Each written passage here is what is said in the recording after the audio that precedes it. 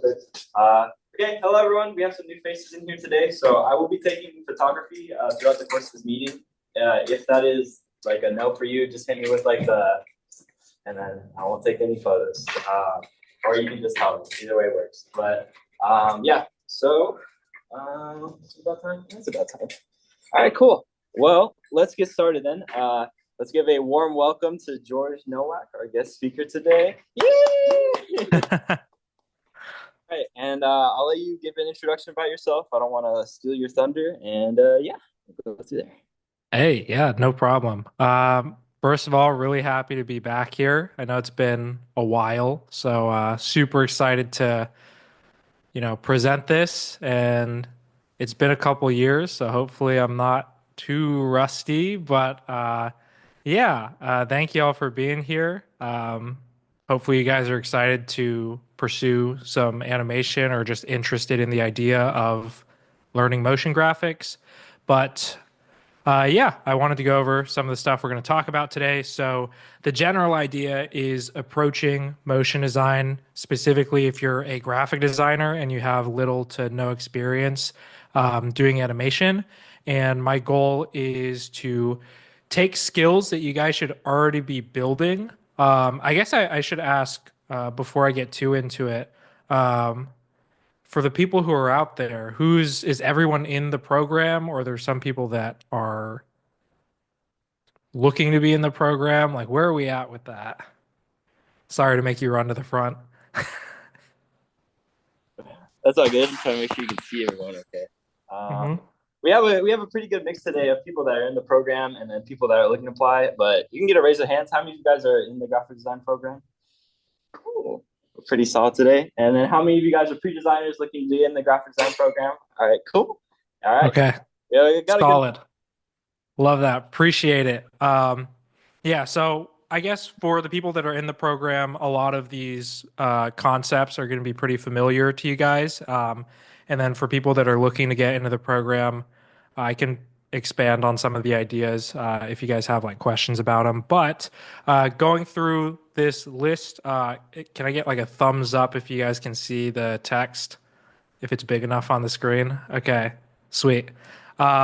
This is some of the topics we're going to go over today. So, a little bit of background on myself. I'll keep it super brief. And then the main points are going to be design philosophy. So, how the way you think about design influences the way that you do motion graphics, and how you can transfer those skills over, and some other important details like the idea of context. So if you guys are in the program, you're pretty familiar with like research driven design process, and obviously those concepts also fall into the idea of motion design and how you approach the way something animates or looks. We'll talk about hierarchy. Really important to discuss how it's different in animation versus traditional, just static graphics. Going over some basic tools and then resources so that if you guys are still interested in pursuing this stuff, like the next steps you can take towards it. So, we'll just start off with the background. So, just a little bit about my timeline and the type of stuff that I've been doing. So, obviously, I started at Sac State. I was also co-president with L, who I believe did a presentation last week, maybe, which is really cool. Super cool energy. Was really an honor being a part of the program with her and helping build out grids. But like I said, being in the design program, so going through the same stuff that you guys are going through or potentially going through now. Super great experience that kind of led into more into my career. So, transitioning to a career path, I started at an agency called Paper Crown. So, I primarily work in the esports and gaming space. This is like a mostly esports agency, and the year that I joined was the same year that the team got awarded Creative Team of the Year through the esports awards, which was super great for our clientele. Like, it basically allowed me to work with really large clients just like from the jump, which was super lucky, and I'm super grateful for getting that kind of start. But At the end of the day, it was a freelance agency, and I think I found that freelance just isn't really for me. We could have a whole conversation about whether freelancing or going like full-time company job is the right path for you, but I didn't really like the idea of having months where I might not have enough work and then some months where I have too much work. So I started looking into just like full-time corporate positions. So my first full-time job was with a team called 100 Thieves. So it's esports organization. It's widely recognized as one of the biggest in the entire world. Super great experience being able to build the brand up. Started from junior design position and worked my way up to senior design position. And the work that me and my I guess like other design partner, it was me and one other person. The stuff that we worked on is still being used today. So that's super cool experience. And transitioning out of that, so anyone that's in the or knows about the esports and gaming space knows that it's pretty volatile right now. Really hard to like keep a job and like maintain consistent work. So after 100 Thieves, I started pursuing stuff that's a little bit outside of that space, and that kind of leads to where I'm at now. So I'm working for a company called Prize Picks. It's a fantasy sports app, so it's still like sports adjacent, but more traditional sports than just esports. And I recently got promoted to an art director position there. So I've just been kind of building up my career path and like working from being like a part-time designer outside of college to being an art director in this new position. But that aside, I wanted to showcase some of the work, and this might be a flop depending on the screen share. Let me know if this is like way too choppy. I don't really know how we'd be able to fix it, but how's the video look? Is it good enough to tell that stuff is moving on the screen? Yeah, definitely, 100%. Okay. Okay, cool. Um, yeah, that's like one thing I'm worried about with these projectors. I don't know if you guys are still using the same setup that we were using years ago, but like showcasing animation was just so brutal. But anyways, I wanted to pick out some projects that are going to be based on some of the concepts we're talking about today and also just sharing some of my background. So, this was when I was at Paper Crowns, some of the clientele that I got to work with. This is for a video game called Valorant. And this was kind of when they were first coming out with the game and they were trying to build a competitive scene. So they were looking to get like promotional video showcasing like how their tournament is structured. But we got to work with their visual identity, and the team came up with this really, really cool promo video. So, um, like I said, it's going to go over some of the concepts we'll talk about today, uh, more specifically with esports organizations that I was able to work with. So, on my left side, not sure if it's your guys' left, but the red and white one was when I was at 100 Thieves, and this was kind of the visual identity that I helped build out over the years and kind of that style. But I've also worked with just a bunch of other esports organizations. So the other side with the purple animation was for a Call of Duty team called the Los Angeles Guerrillas. And we got to work on just like a pretty diverse set of styles depending on like the organization and how their brand wanted to look. So really good experience to just get some diversity and like different ways to animate, which we'll talk about a little bit more. Um, After 100 Thieves, so I did a little bit of freelancing in between 100 Thieves and Prize Picks, but I got to do some more like fun experimental projects. So being able to get my foot in the door with traditional sports through the Washington Commanders. So that's that like football graphic off to the side. Um, Really great example of some of the topics we'll go over today, where it's just like really simple design principles put into like a very basic animation like set of tools, and finding a way to like make it feel intentional is really important. So being able to do some stuff for the NFL, super cool.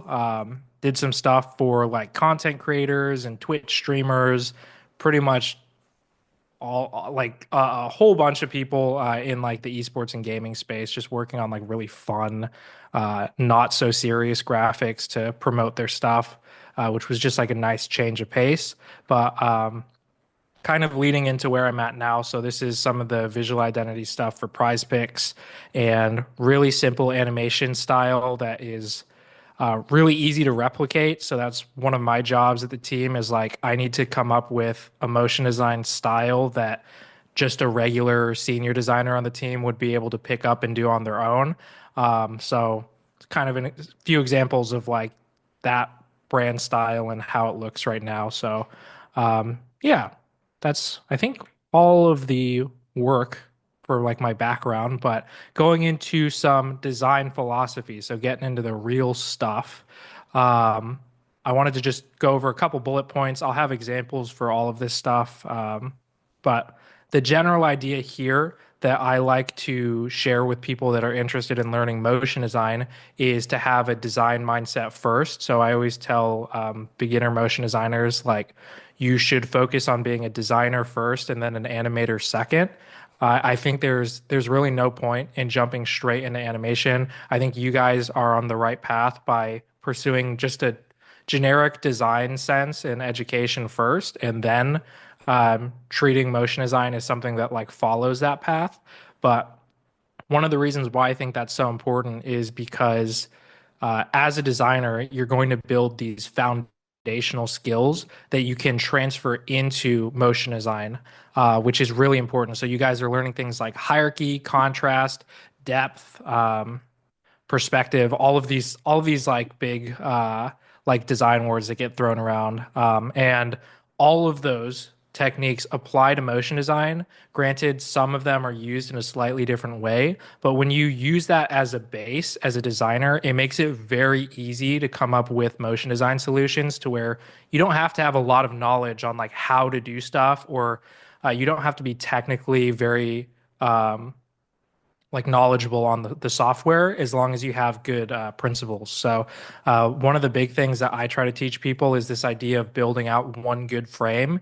And my mindset is if you can create one good frame of an animation, then you can build a good animation. So the idea is that when you think of what motion graphics is at its core, it's essentially one frame that's moving over like a series of hundreds of frames. So it's hundreds or thousands of frames stitched together.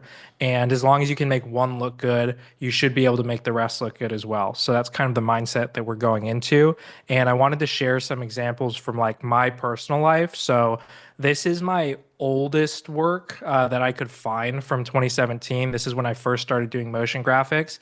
And I started out as a motion designer. I was like doing this first. I didn't really have a sense of graphic design. And while these are like technically fine, there's obviously like some level of technical ability that goes into them. You'll see that like when you look at these two graphics compared to the more recent stuff that I've done after finishing the design program, you can tell these are missing a lot of like those foundational skills. So there's not really a lot of depth. There's the compositions are very basic, like the Vicious Hunger orange animation. It's just the logo in the center. There's nothing else going on in the background really. So these are super basic. They don't have much personality to them. And that's kind of what we're talking about is these don't really have a direction to them. And because of that, it feels like they're lacking in a lot of areas where they could be better. Moving into some of the stuff that I did in the program. So once I started at Sac State, this is like some of the work that I was putting out, and I was very focused on typography, composition, finding ways to like use hierarchy and contrast in ways with type was super helpful for me, understanding like the importance of scale and contrast. And like I said, I'm learning all of these principles as I'm going to college for this, and you can see like from some of these examples of like newer work this is like directly after the design program. So I wasn't really even spending that much time animating because I was so like locked in on just getting my assignments done. I mean, like anyone that's in the program knows, like you don't really have a whole lot of time outside of the program to do stuff. So this is pretty much straight after. Sac State. And when you look at some of the older animations, you can kind of start to see where just that gap in between of building on my foundational skills. I don't care about learning like how can I make this look cooler in After Effects or like what are some cool techniques I can use. I'm just focused on like I want to have good principles, good understanding of composition, and I'll use that to carry the animation to add that depth, hierarchy, and texture, all of that stuff. So I felt like that was a pretty good example. I did this the wrong way, in my opinion. I tell people like the path that I took to learn motion design was incorrect. I don't think people should do it the way that I did, where I started out as a motion designer and then I learned graphic design because I felt like it wasted a lot of my time. So that being said, if you are interested in motion design, um, just treat it as something that you do on the side. And I think as you become a better designer, you'll naturally become a better motion designer as well. Um, but moving into the next section, so context, like I said, people in the program have like a general understanding of how this works, but context is more so talking about like the audience, right? So when we're thinking about design process, something that gets thrown around a lot is this idea of audience. Who are you designing for? How do they want it to look? If it's a product, like what are the users interested in? What are their personalities like? These are super important questions to like figure out an understanding of like, I want the graphic to look this way because the audience would prefer that it looks this way, right? So doing that research, it also applies to animation. And I'll showcase some examples where based on the context of your audience, you might choose to animate something in a different way that feels more intentional. It doesn't take any extra effort. It's just a decision that you make that makes it work more for that audience. And one of the exercises I do, not just for animation, but just for branding in general, is when I'm designing something, I try to come up with three keywords that I use as a descriptive kind of foundation to build the design system. So the idea here is I'm pretty much essentially I'm taking a mood board and I'm condensing it into three descriptive words that are different from each other so that I can decide like, okay, I'm going to animate it this way because this is one of my keywords and I think it fits this word better. So I guess going into a couple examples of that. So with 100 Thieves, when we were building out this brand, the animation style we decided, or just the brand in general, was it was going to be gritty, energetic, and imperfect. And we picked these keywords just based on our audience being like competitive in esports, with also like interests in streetwear, street culture, to like add that imperfection and grit into it.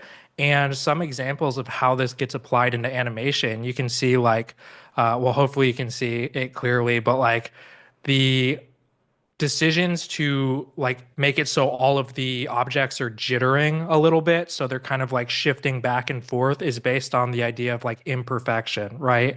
So not having things sit perfectly on the composition. Instead, because we want to hit that keyword better, we're just going to have it so they shake around a little bit. And you can obviously see where like grit comes in. There's a lot of texture in this design, using texture within the typography and using like the shapes of the logo, um, as well as just like the general grain in the video. I think was really important compared to something like this. It's probably going to look a little choppy, but the keywords for this were digital, calculated, and smooth. So it might be a little hard to see on the screen when I'm screen sharing it, but this video is a lot smoother. The frame rate is a lot higher. A lot of the animations feel like they're just digital animations from like a computer, you know, as opposed to the goal with the previous animation is I want this to feel like it's almost like stop motion and it's done by hand. Because I want it to feel imperfect. Whereas this one, I want it to feel like it's being made almost by like an AI or something. Um, so I think as the best example, um, when it comes to frame rate, so how smooth the video looks, if it's 30 frames per second, 60 frames per second. I know a lot of beginner animators, they'll default to kind of just the safe middle ground, which is like 30 frames per second. It's like what most phones look like when you watch videos, what they're set to.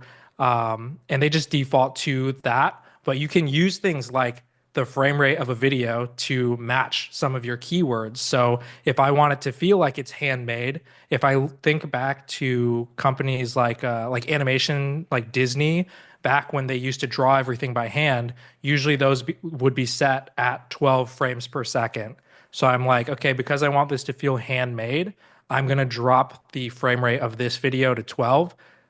It takes zero effort. Like all I have to do is press a button that changes the FPS from 30 to 12. And then suddenly it becomes this intentional design decision. So those are the types of like process driven decisions that make it really easy to have the animation feel like it fits more towards a certain brand. Um, but those were two of the examples I had there. As far as hierarchy, also, I just want to say this presentation is not going to be very long. I know you guys are pressed for time in the program, and I would rather we spend more of the time answering questions. So before we move on, if you guys have questions just throughout this, I'd love to answer them more towards the end. But I would rather we talk more about things that you guys personally have issues with or are struggling with. Um, because we're like, I don't know how long it's been. What time is it? 6:20. Um, we're more than halfway through this presentation already, so I'm just throwing it out there. But I would love to answer questions afterwards. Anyways, going into hierarchy. So this I felt was really important. Obviously, this is one design principle, but it's the most different when it applies to animation than any other design principle. And the reason for that is because when you think of static graphic design, when you create a composition, like if you're making a poster, for example, the hierarchy is locked in. It doesn't change. It can't change, right? Because nothing's moving. So if you have something like a headline that's really big, usually that's like, okay, that's the most important piece of information. I want people to read that first. And then you have a small piece of text underneath it. And it's like, okay, I want people to read that second. So I'm going to put it close together. But once you decide that that's how it's going to look, it won't change. The thing that makes animation maybe a little bit more difficult is it's layered in a way that you can change and adapt the hierarchy as the animation is moving. So, if you have a large piece of text and it's not moving, but then you have a small piece of text under it that is moving, that shifts the hierarchy so that people aren't looking at the big text anymore. They focus their eyes on the thing that's actually moving on the screen. So that in itself is really important for this idea of leading the viewer's eyes. So just to tackle two concepts, the idea of restraint in animation, one of the biggest mistakes that I think people do when they're learning motion design is they try to make everything move. So they're like, I want this piece to move here, and this is going to be spinning in the corner, and I'm going to have this text fly in, and like the background's going to be doing all this stuff. And what ends up happening is the hierarchy in your composition gets so thrown off by all of these different elements that when you think of the person viewing it or like the user, they're going to look at it and be like, I don't know what to look at. This design is really confusing. And obviously, we never want the person looking at the design to feel confused. Your goal is that you want to take them through a journey of, I want you to see this first, and then focus on this, and then focus on this. So it's just a super digestible experience when they're looking through your composition. So really important to keep in mind. I think when you become more of like a professional animator, you find certain situations where you're like, I actually don't want this part of the design to move at all. I'm just going to keep it static. But that's one of the main things to keep in mind. I have a couple examples here. This is like really the most basic version of this. So, like I said, you have a big piece of text that says information, right? Obviously, when things aren't moving, that's going to be the most important piece of information. But you can kind of see, hopefully, in the bottom, those tiny pieces of text, even though they're really small and they don't take up a lot of space, once they start moving, that's what your eyes look at. So, this is like the most basic example of shifting hierarchy and how easy it is to do an animation. So it can become a gift if you know how to use it and how to lead the viewer's eyes, or it can be a curse if you're animating and you're moving things around that maybe don't necessarily need to move. And because of that, the viewer has a different experience than what you want them to have.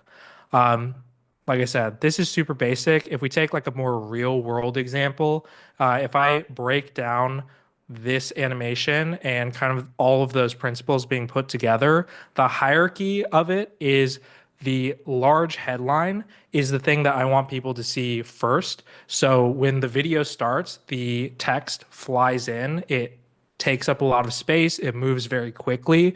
Um, but after the viewer reads it, I don't really care about them like sticking to that part of the design. I basically want the text to fly in so they can look at it, read it, and at that point you can see once the text comes in, it doesn't move anymore. Because at that point, I want the person looking at it to move to the next step, which would be like the kind of cluster of moving elements below it. So you have kind of like the spinning emojis and then that tape texture behind.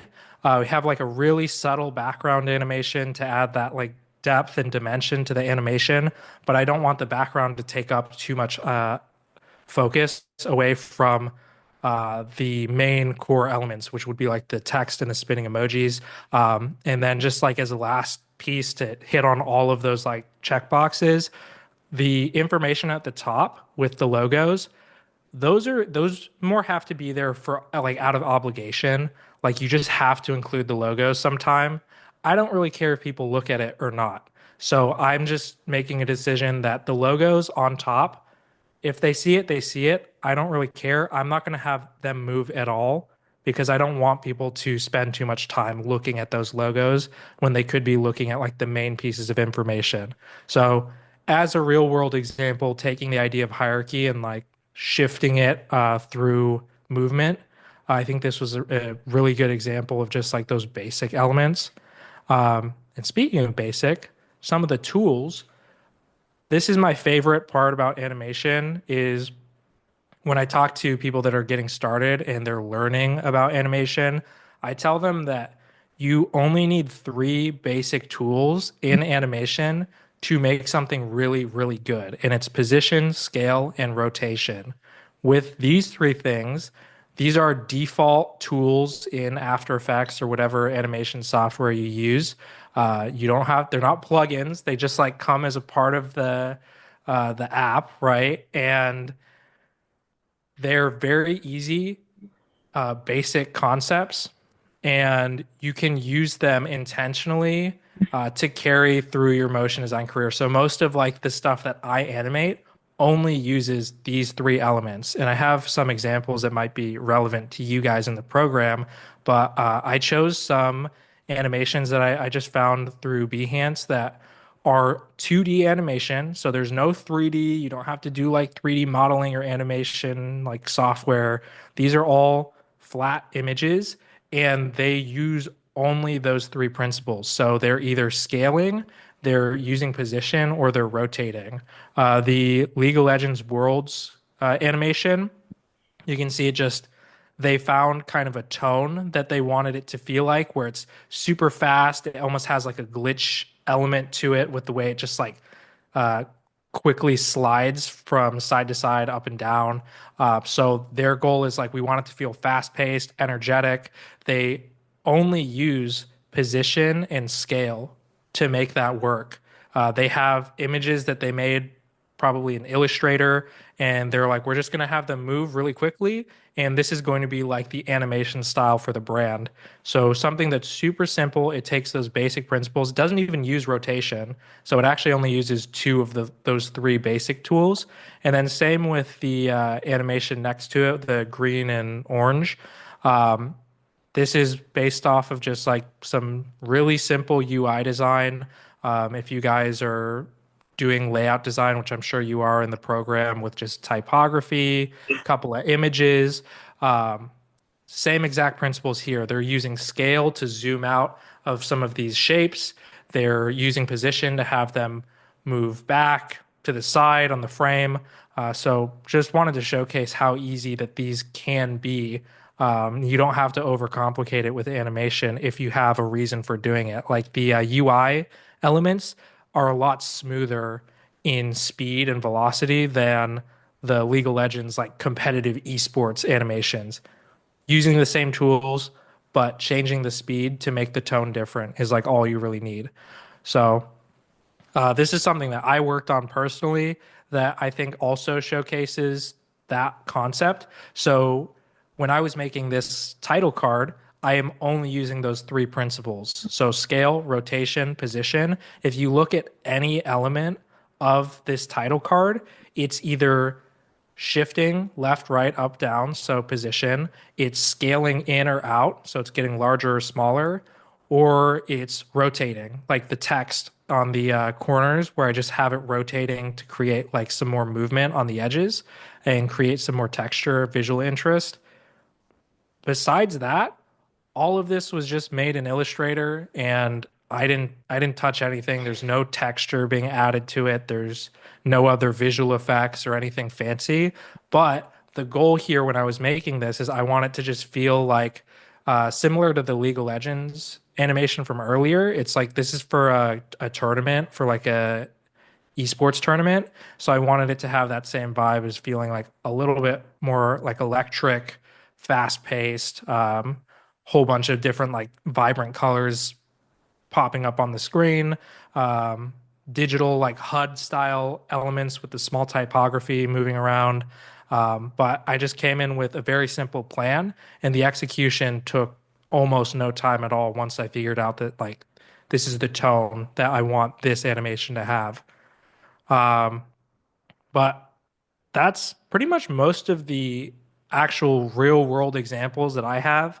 As far as resources, if you guys are more interested in like pursuing this, and like I said, as a graphic designer, you can start really small with animation.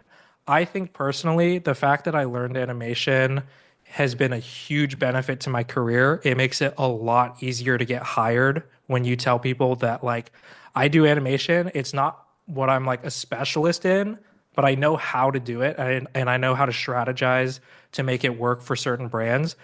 Companies love that because usually they'll have to like hire an agency or a studio to just do the animation for them because a lot of designers just don't know how to do the basics.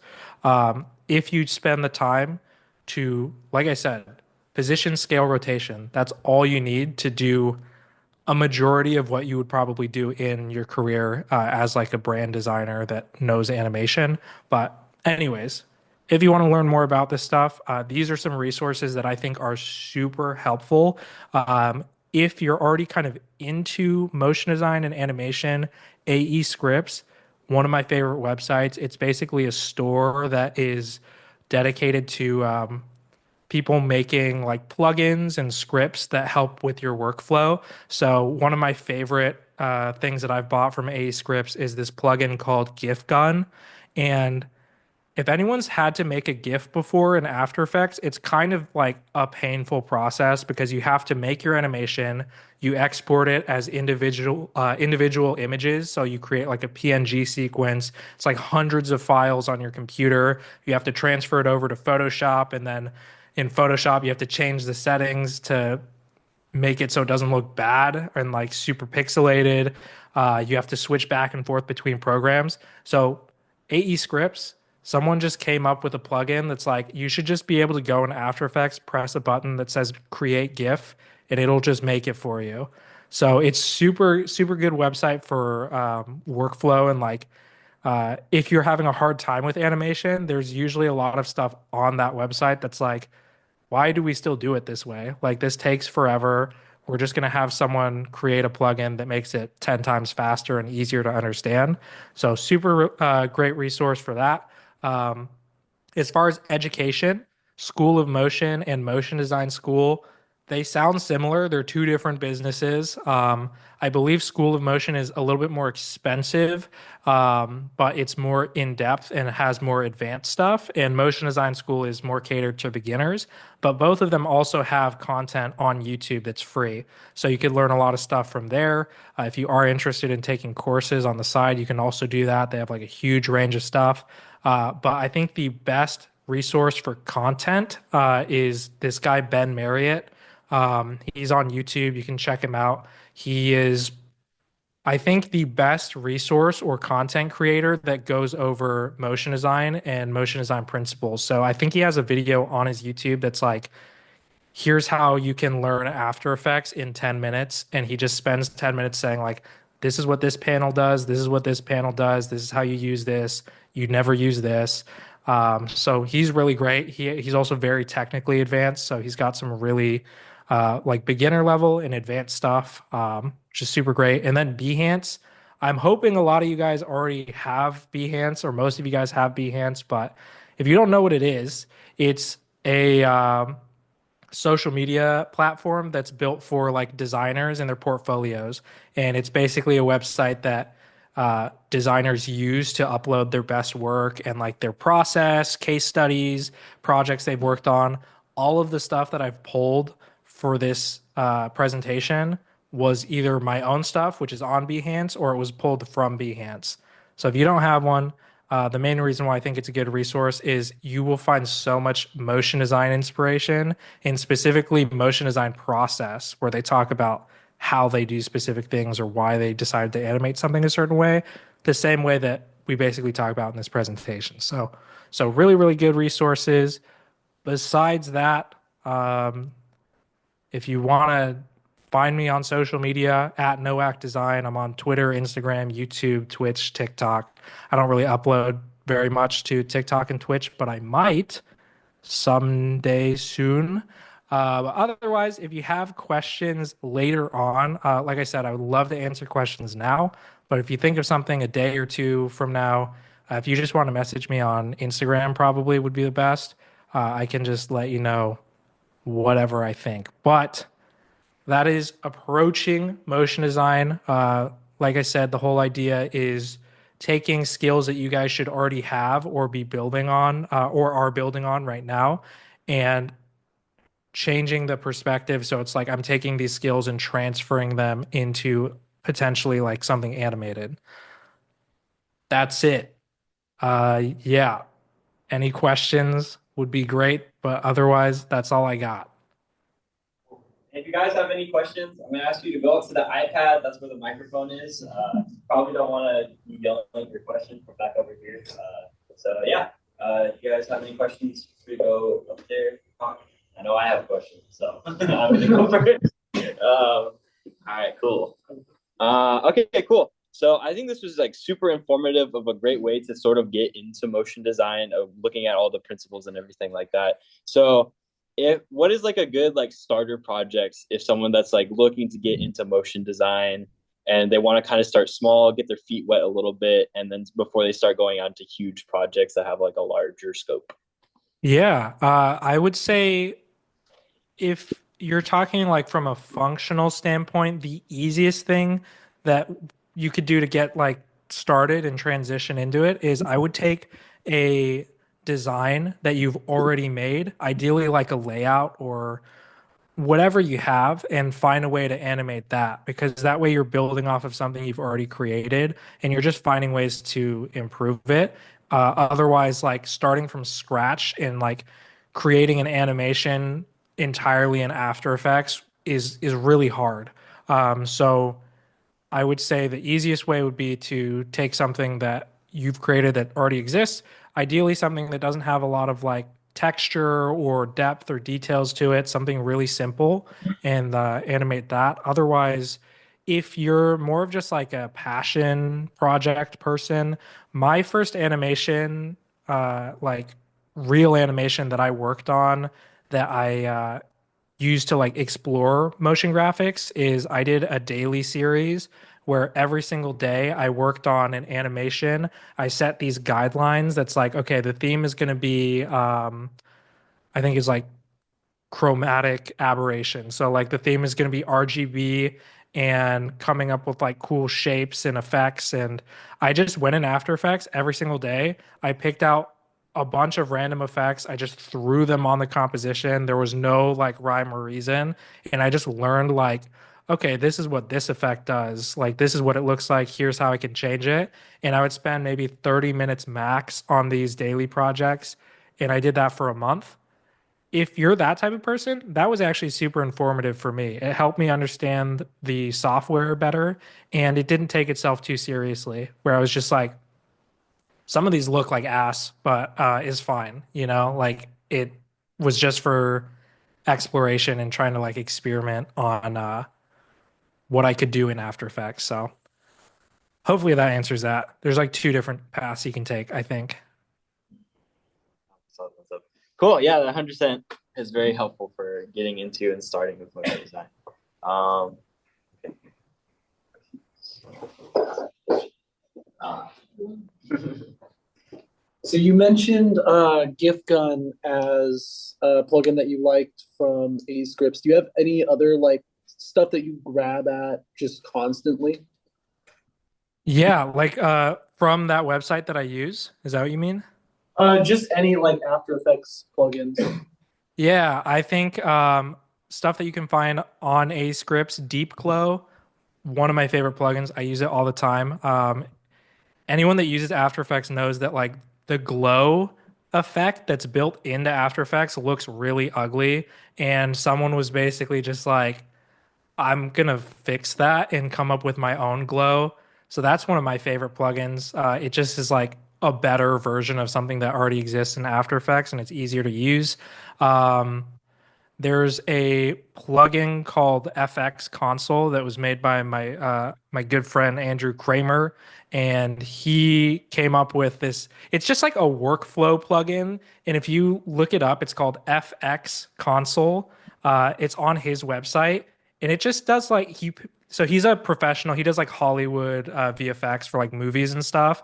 And he was like, "How can I take something that would take an hour and just condense it so I can do it in 10 minutes?" So there were like really small workflow things that you can do where it's like instead of clicking on the effects panel and then typing in the effect that you want and then dragging the effect into your the layer, it's like a bunch of like clicks and movements that take up a bunch of time. He was like, I'm just gonna make it so I can press space bar and then type in the first couple letters of the effect, press enter, and it automatically applies it to the layer. So there's a bunch of stuff like that that's super helpful. And other things, there's like decomposed text, really cool plugin. It just makes it so it splits up. If you have a sentence that's a bunch of different words, it can separate, like you press a button and it separates all the text into their own layer by like words or letters or whatever you want it to be. That's just kind of cool. But those are the ones I probably use the most. Um, there's another plugin called Motion 4, I think. This is like the fourth version, but it's called uh, Motion V4 or something like that. Again, it's just another workflow plugin. A lot of the stuff that I download is just like time saving stuff because Adobe takes a really long time to update their software in like a functional way. So there's like some things like InDesign. I don't know if you guys are still doing stuff in InDesign, but like that stuff feels like it's 15 years behind and they're just never going to update it. So you could find a bunch of stuff on A scripts that just make your life easier. That's what I would focus on. I don't know if you've heard of this one, but the one that I've been using a lot for motion design is Overlord. Uh, Yeah, yeah, that one's great too. that one's just amazing because it just lets you, it connects between Illustrator and After Effects and allows you to auto make, you select a bunch of stuff, you press a button, and it auto imports all the stuff in their own layers already rasterized. So you don't have to worry about like saving the file, importing the AI file, then having to manually separate everything that needs to be moved into separate layers. And so it's just a great time saver. Yes, that one is great. I would also recommend that probably that's probably one of the more useful ones for the people in the design program because you do a lot of stuff in Illustrator, I'm sure. Yeah, that one's definitely saved me the most amount of time. I've definitely used their other plugin, which is Rubber Hose, which lets you create like limbs for character animation, which has Mm, been a very fun thing to get to try out. But love it. yeah, you got some more questions? And you can sit on this. You probably might get this question a lot, but what do you think is like the best way to put yourself out in this like kind of field, like esports or just in general, maybe towards like content creation stuff? What do you think is the best way to put yourself out there in that field?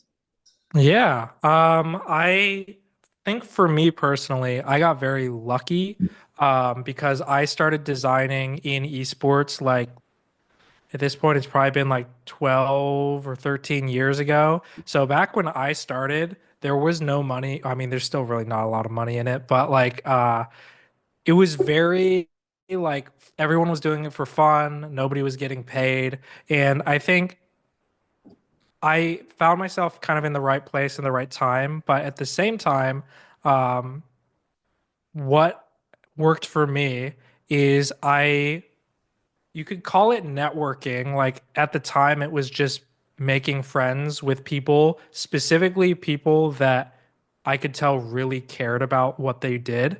So even though everyone was doing it for fun and they weren't making money off of it, you could kind of sense the people that were like, I want this to be my future. I want to make a career out of this. And you stick with those people, you learn with them, you get better with them. And what ended up happening for me is because, 10 plus years passed, now a lot of the people that I started doing this with are like CEOs of their own esports organization, or like they own their own team or agency or something.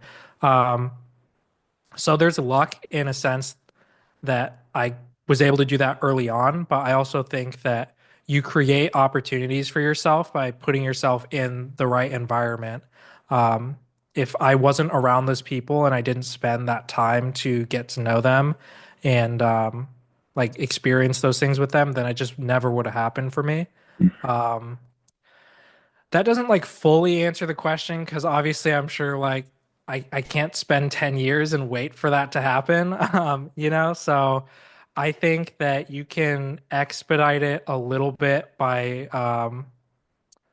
just staying online on like being active on social media with the people that you want to be around. So something that I think is okay. So the best example that I can give from my personal life is that when I used to make content, I would stream, I would design. I was obviously like I was working for 100 Thieves at the time, which is a really, really big esports organization. Um, I would make a bunch of content. I would be on social media all the time. And there were some people that would always join my streams. They would always like interact with my platform and like my friends' platforms who are also designers. And eventually I was able to take notice of certain people that it was like, I found a bunch of people who they were like, I'm brand new to this. I just finished college. Like, here's some of my work.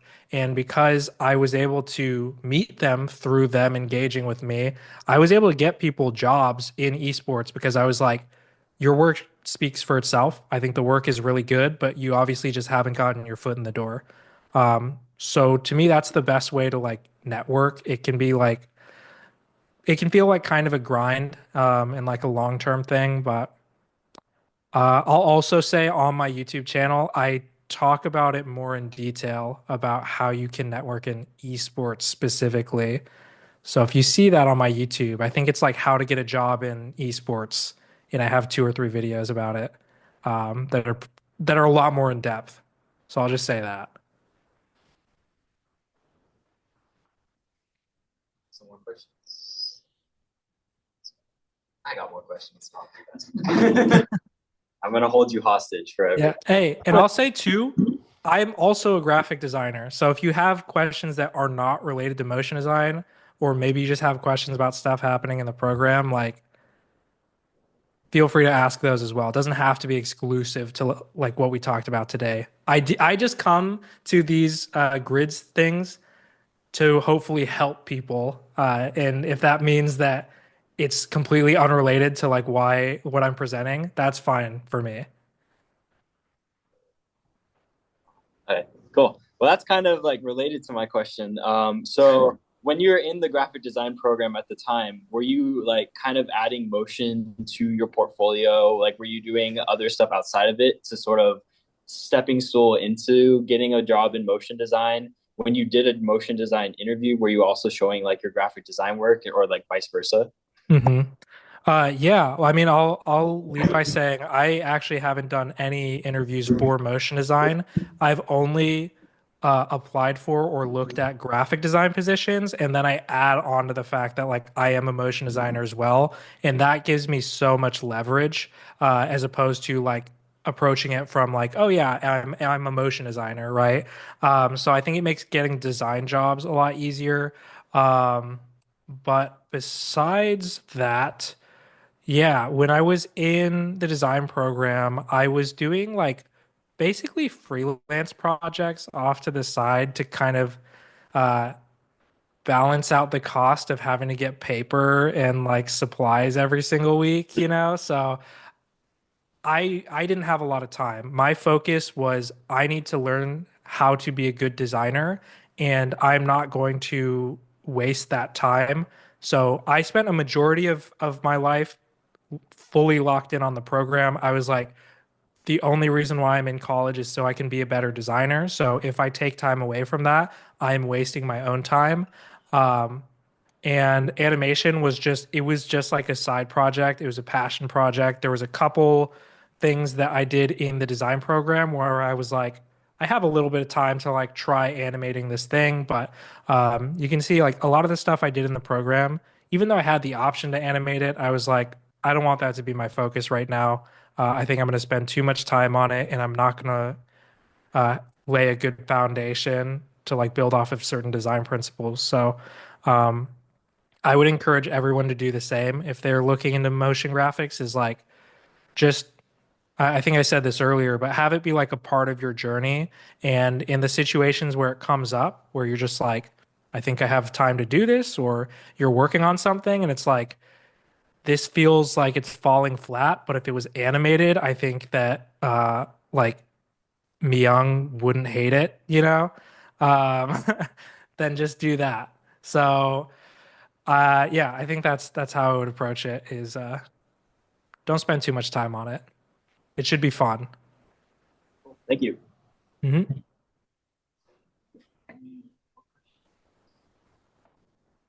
All right, well, let's give a great round of applause to our guest speaker tonight. Thank you very much. Thank you guys.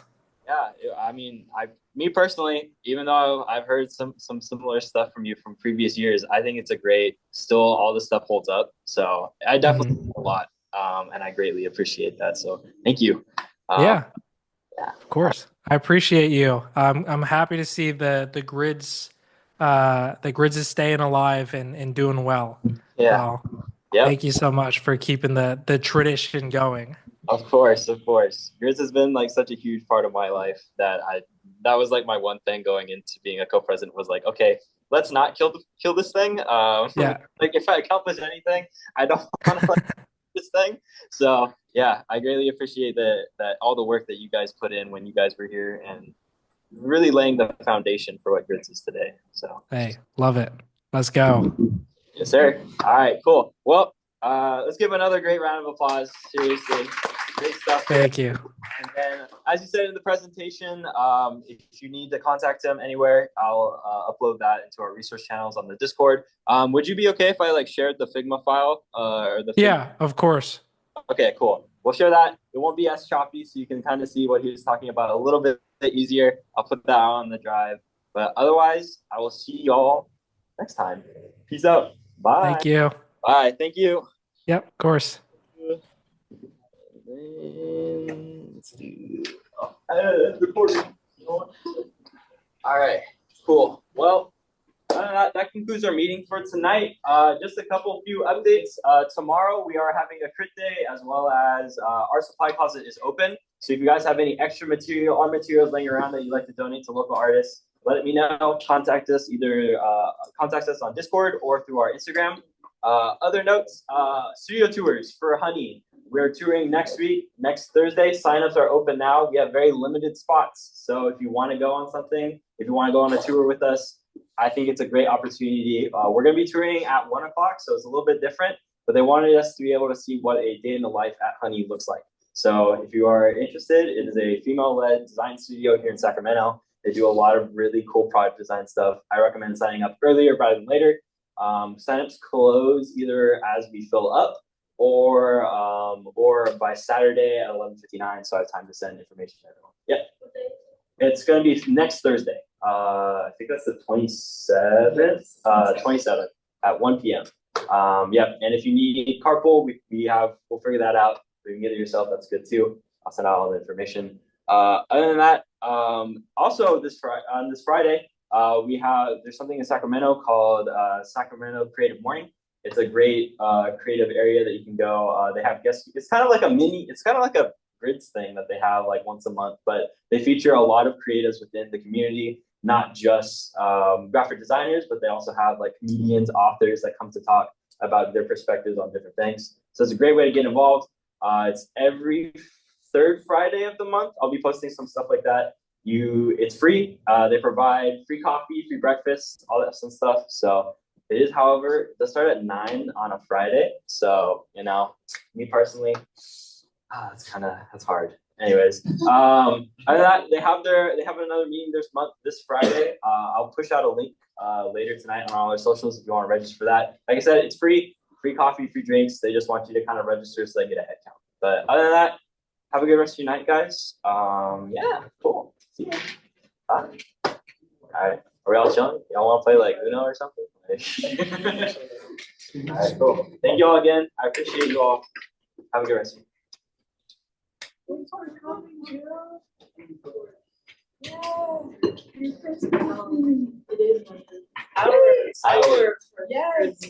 Yeah, thank you guys for coming. Oh yeah, if you did sign the sheet up front too.